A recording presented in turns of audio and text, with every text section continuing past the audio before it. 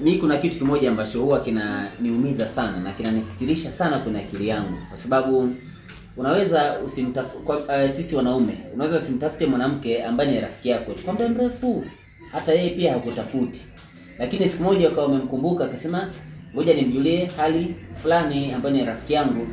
Ukishamjulia hali atakwambia vipi za siku hivyo na hivyo na hivyo. Mwisho wa siku lazima tu atakwambia bana nisaidie 5,000 au naomba bando. Yaani huwa inakuwa inamaanisha nini? Hichi kipindi chote ambacho hajatafutana, bando ulikuwa unaomba kwa nani? Hiyo 5,000 ulikuwa unaomba kwa nani? Sasa kuna wakati mwingine mimi niombe tu wanawake, basi badilikeni kwa namna moja ambayo ni hii. Kama unaona huyu mtu ni rafiki yako, hata wewe una haki ya kumjulia hali.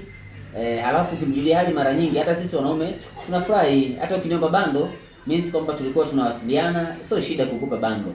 Lakini mtu hatujatafutana muda mrefu, siku nikikutafuta ndio siku hiyo hiyo pia ambayo unakuwa una shida. Huwa inamaanisha nini? Huwa inamaanisha nini? Jaribu kubadilika bwana. Najaribu kuongea pia kwa niaba ya wanaume wengine ambao najua hili huwa wanakutana nalo. Kidogo badilikeni bwana. Sio fair, sio sawa hii. Tujuliane hali ndipo kusaidiane. Usipojuliana hali alafu mwisho wa siku wewe ndio unaonekana unakuwa una shida. Huwa I sound good bwana. Sio vizuri, sio sawa kabisa hiyo.